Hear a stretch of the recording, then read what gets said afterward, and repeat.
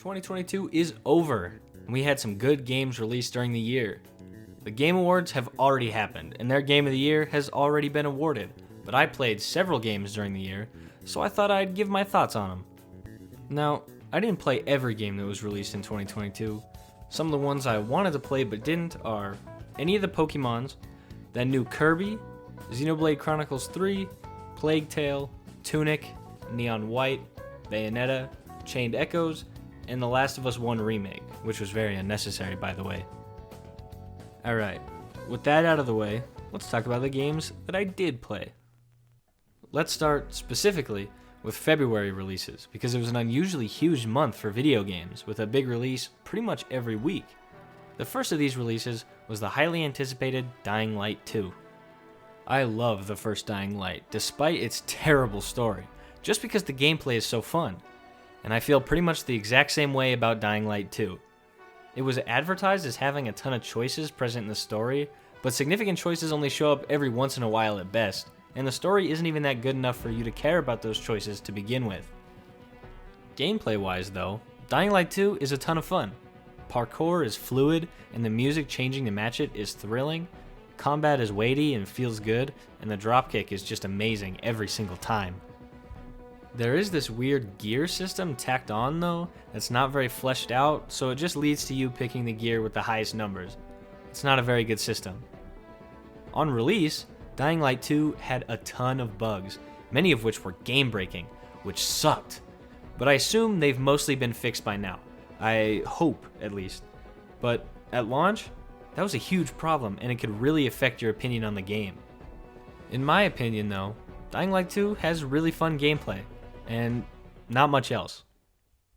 The next February release was Sifu, a really challenging game about Kung Fu. Sifu is great. Again, it's very challenging, and it'll probably take some practice for you to get good at the combat. The graphics are stylized and look really good, and the story is about your father getting murdered by his Kung Fu students and you trying to get revenge. But the real unique thing about Sifu is its death mechanic. Every time you die, you age, and repeated deaths makes you age faster. Every 10 years your character ages, the less max health they have, but the more damage they can do. You start the game at 20 years old, and if you die beyond 70 years old, the game ends. There are 5 levels, and whatever age you are at the end of the level is what age you start the next level at. It is really fun and satisfying to return to previous levels once you are better at the game and try to finish them at younger ages. Sifu is definitely one of the best indies to come out during 2022. Next up from the February releases is Horizon Forbidden West. Horizon Forbidden West is a sequel to 2017's Horizon Zero Dawn. First off, I have not finished this game, so I can't talk about the story or anything. Gameplay is pretty much just Horizon Zero Dawn, but better. Fighting robot dinosaurs is always a blast, although some hitboxes can be a little wonky.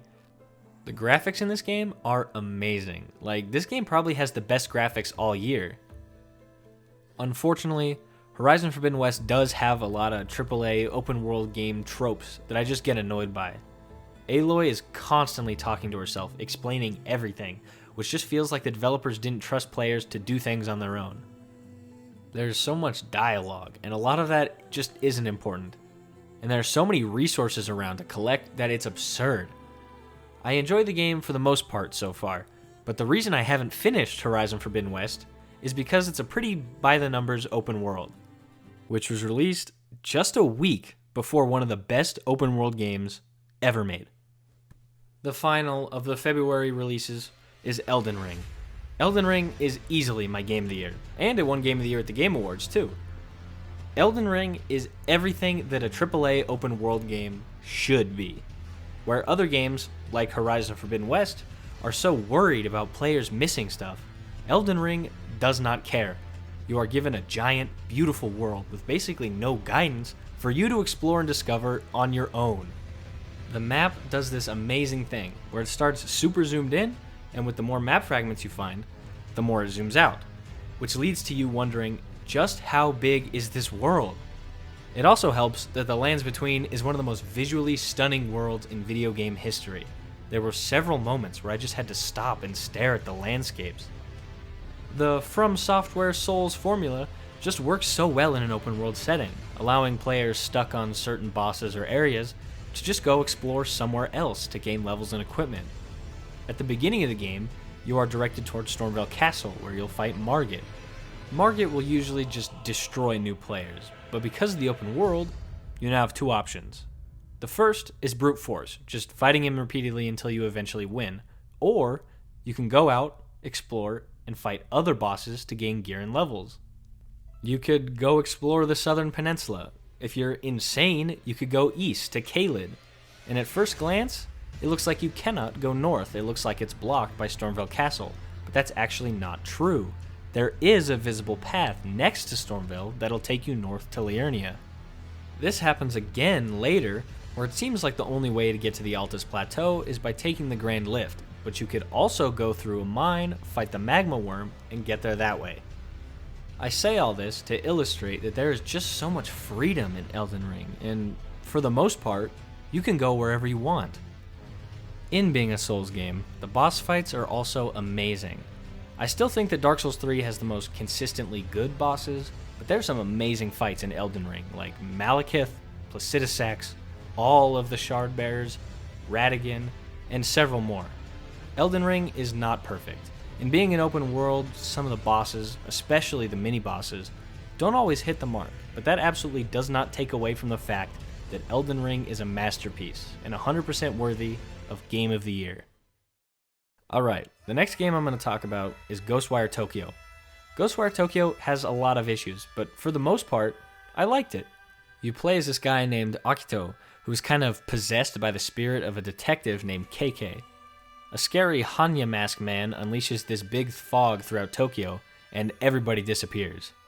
Evil spirits then start showing up all over the city, and the game is pretty much about figuring out what happened and how to get everybody back. The story is fine. It's definitely not bad, but it's also nothing that's very special. The parts I enjoyed the most were KK and Akito's relationship and how they grew closer over the course of the game. The gameplay, however, is basically an open-world first-person shooter, which I was not expecting. Instead of guns, you have different magic elements. Wind magic that shoots fast and does some damage, water magic that does a short, wide, and powerful blast, and fire magic, which shoots a big explosive that does a lot of damage. You also have a bow and other tools that do things like ensnare spirits, but these are never that useful, and by the end of the game, I was pretty much just using fire and water magic exclusively. There's also some really clunky traversal. You can kinda climb to rooftops and kinda glide around, but neither of those feel very good. The absolute best part of Ghostwire Tokyo, though, is Tokyo itself. The recreation of Tokyo is so insanely detailed, and exploring the city while it is devoid of people is really cool and eerie. Despite that, though, I don't think that Ghostwire Tokyo should have been an open world. It ended up being bogged down by too many open world tropes. Instead, I think it would have benefited from being a more linear experience. Next up, we got Tiny Tina's Wonderlands, and I don't got a lot to say about this one. Tiny Tina's Wonderlands very much fits in as a Borderlands game. It's got real fun looter-shooter gameplay with insufferable writing. If you want some more of Borderlands 3's gameplay, play this and don't listen to the dialogue. That's about it. Now let's talk about Stray. Stray was probably the most popular indie game of the year. In Stray, you play as a cat in a really interesting cyberpunk city. Who doesn't want to play as a cute cat? And I think that alone is what makes everyone love this game.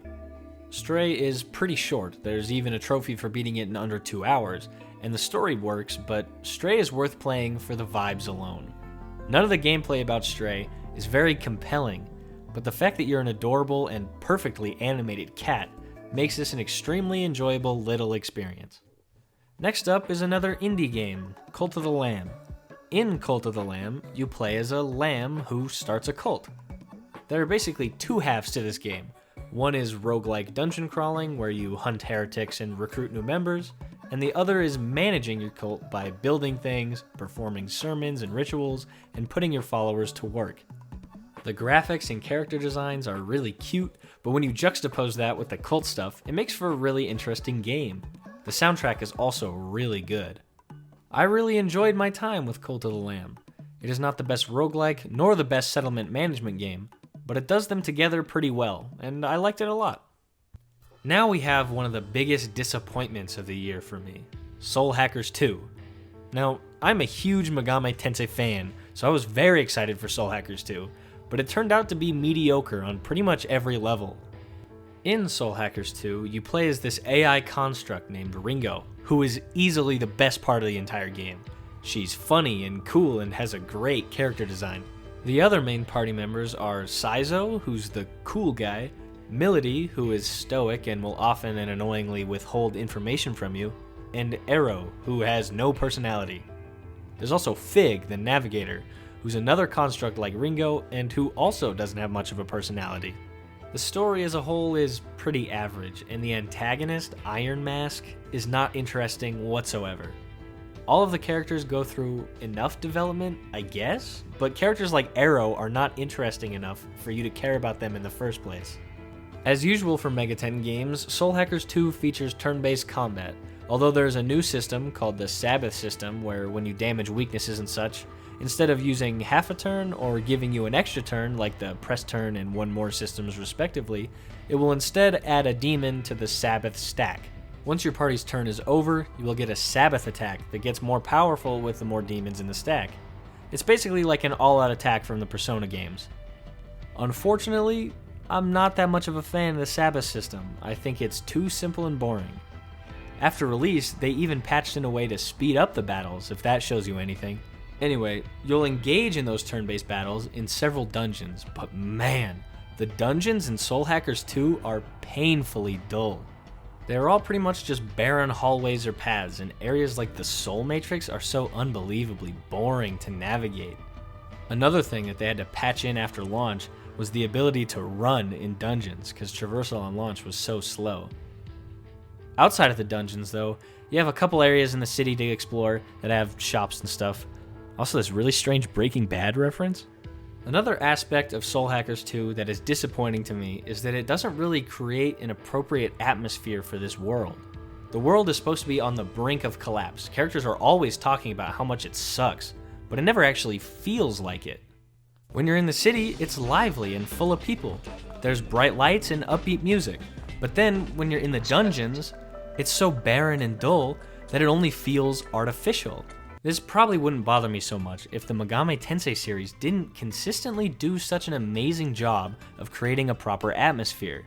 I mean, look at Nocturne. The oppressive atmosphere paired with the difficulty in that game is a large reason as to why it's so amazing. I'm just pretty disappointed with Soul Hackers 2. I wanted to love it, and Ringo is actually one of the best Megaten protagonists ever, but everything else is just kinda bland. Now I guess I'll briefly talk about the two big multiplayer games of 2022, Overwatch 2 and Call of Duty Modern Warfare 2, not the one from 2009. Overwatch 2 didn't really do enough to warrant being called Overwatch 2, and the progression is extremely unrewarding. Unlocking cosmetics without paying for them can now take literal weeks, and no levels or ranks or anything are displayed anywhere. As for Modern Warfare 2, it's Call of Duty, so you know what to expect. It's another trashy shooter with an annoying player base, and with a campaign where you break into random people's houses and de-escalate by aiming at them. It is not good at all, but will still be one of the highest grossing games of the year. If I were to count re-releases of re-releases, Persona 5 Royal would easily be the best game to come out during 2022. Vanilla Persona 5 was already a really good game, but Persona 5 Royal is straight up one of the best video games ever made. The third semester story and characters alone are literally perfect. I mean, Maruki is my favorite Megaten character ever. If you want an absurdly long, extremely stylish, 10 out of 10 JRPG with amazing characters and one of the best video game soundtracks ever, go play Persona 5 Royal right now because it's been ported to every platform. Alright, next up we have the other major contender for Game of the Year for most people, God of War Ragnarok. For me, God of War is absolutely not better than Elden Ring, but it is still a pretty amazing game. The absolute best part of God of War Ragnarok is its story. It is written and acted to perfection. Kratos is even more likable and human in this game than he was in the last, which is such a far cry from when he was just a physical embodiment of bloodlust and rage. For once, Kratos is surrounded by friends and allies, and the way his character grows throughout this game is spectacular and even heartwarming. Even the side quests present in God of War Ragnarok are of a super high quality. It also helps that the game looks great and has a fantastic soundtrack too. Pretty much everything on the technical and story side of the game is exceptional, but there's a lot of the gameplay stuff that I'm just not in love with. There are several segments of Ragnarok that are just boring to play, sections like Ironwood or Climbing the Wall, where pretty much nothing is happening. I'm also not a fan of the gear system and the fact that it impedes on one of the cooler aspects of the new God of War's presentation. The whole game occurs as one continuous shot, impressively and seamlessly transitioning between gameplay and cutscenes. But because the gear and upgrade system is so complicated, you will constantly be interrupting that one shot by opening a menu to upgrade or switch out a runic attack or something. The biggest criticism that people seem to have with God of War Ragnarok is the fact that it doesn't trust you to figure out anything on your own. Characters are constantly explaining things like puzzle solutions or enemy attacks to you, and it gets so annoying. If you come across a puzzle and take more than 3 seconds solving it, a character will just blurt out the solution to you. This problem is emblematic of most AAA games not trusting the player, and is another reason why I love Elden Ring's lack of direction and instruction so much. One thing that they did improve over the last game, however, is boss variety. I'm so glad that I didn't have to fight 6 trolls with the same moveset in Ragnarok. Despite any criticism I have though, I still think that God of War Ragnarok is a pretty incredible game overall. Its stories and characters are so good, and everyone who owns a PlayStation should experience both God of War 2018 and Ragnarok. Now onto another disappointment, the Callisto Protocol. It seemed like the Callisto Protocol was going to be a survival horror spiritual successor to Dead Space, but it instead ended up as a mediocre third-person action game featuring some of the most mind-numbing melee combat that I can think of. The Callisto Protocol looks and sounds great, and the characters are acted well, but they aren't very fleshed out, and the story as a whole is pretty generic stuff that gets more stupid as it goes on. And then they had the audacity to tease DLC or a sequel with the ending. As for the gameplay side of the Callisto Protocol, I straight up dislike it. Jacob has got to be one of the slowest video game characters ever. Most of your time outside of combat is made up by holding forward on the left stick so you can slowly crawl through a tunnel or slowly squeeze through an area. During combat, pretty much all you're doing is dodging left or right and pressing R2. If you have to fight multiple enemies at once, be prepared for a bad time because of this weird lock-on system where you can't properly move around during combat because the left stick is also used for dodging. There are also a couple boss fights in the Callisto Protocol, but all you do during them is run around in circles shooting the boss because they will one-shot you on any difficulty. I would not recommend playing the Callisto Protocol. If you want an actually good survival horror experience, then I'd instead recommend that you play Signalis. Signalis is a classic survival horror experience with obvious influences and references from old school survival horror games like Resident Evil and Silent Hill, and also several animes like Evangelion and Ghost in the Shell, among others. And in my opinion, Signalis is the best indie game to come out in 2022. The gameplay is, again, classic survival horror with safe rooms, tough enemies, and strict inventory management. If you do not like old school survival horror, you probably won't like the gameplay in Signalis, but for me, it was a great example of the survival horror genre. As for the story and presentation side of the game, Signalis is nothing short of a masterpiece. The imagery present in this game is so powerful, and even though the story is told in such a cryptic way, it becomes extremely compelling and heartbreaking once you piece it together. Ever since I finished it, I found myself liking Signalis more and more. It is definitely one of the best video games to come out in 2022. And that's about it for the new releases that I played during the year.